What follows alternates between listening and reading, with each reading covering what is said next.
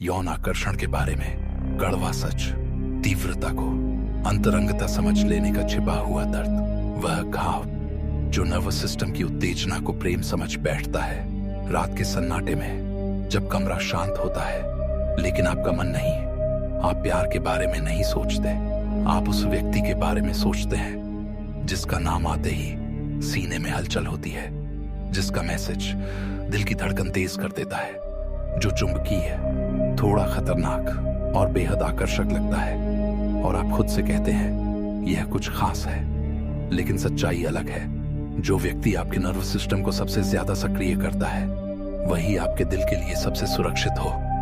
यह जरूरी नहीं। आप तीव्रता को अंतरंगता समझ लेते हैं, केमिस्ट्री को संगतता समझ लेते हैं, उत्तेजना को प्रेम समझ लेते हैं, क्योंकि आपका शरीर प्यार में नहीं पड़ता, वह पैटर्न पहचानता है। यौन आकर्षण सिर्फ सुंदरता या जैविक प्रवृत्ति नहीं है, अक्सर यह आपके बचपन का अधूरा भावनात्मक नक्शा होता है जो खुद को दोहरा रहा होता है। और यही विरोधाभास है जो आकर्षण आपको भाग्य जैसा लगता है, वह शायद आपके पुराने घाव की पुनरावृत्ति हो। जिसने कभी आपको बचाया वही आज आपको भीतर से थका रहा है। आप अच्छे लोगों की ओर नहीं खींचते, आप परिचित भावनाओं की ओर खींचते हैं, और जो परिचित है वह अक्सर वही है जिसने आपको पहली बार चोट पहुंचाई थी। परिभाषा और मनोवैज्ञानिक समझ, यौन आकर्षण सिर्फ शारीरिक उत्तेजना नहीं है, यह स्मृति, लगाव और भावनात्मक कंडीशनिंग से प्रभावित एक न्यूरोलॉजिकल प्रतिक्रिया है। आपका दिमाग यह नहीं पूछता क्या यह व्यक्ति मेरे लिए स्वस्थ है, वह पूछता है क्या यह मुझे परिचित लगता है। और परिचित होने की जड़ें बचपन के लगाव पैटर्न में होती हैं।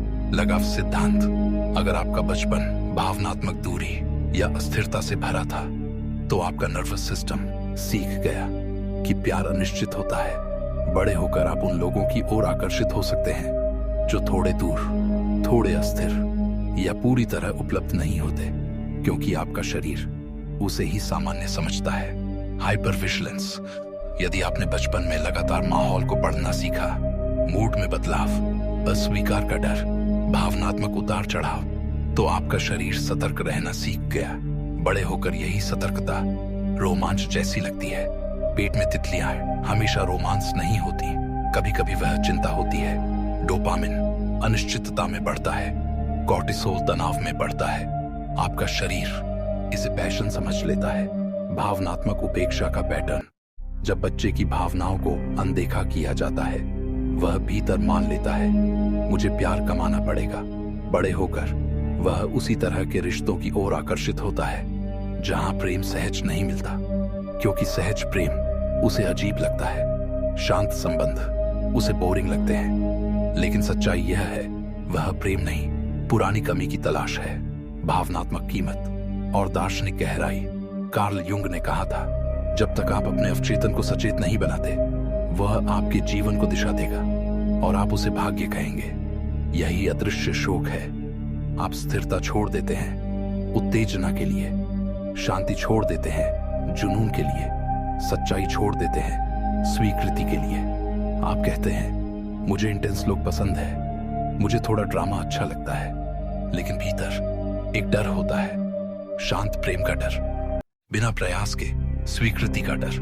आप अस्थिरता को ही प्रेम समझ बैठते हैं। आप वही चुनते हैं जो आपको परिचित लगता है, न कि जो आपको ठीक कर सकता है।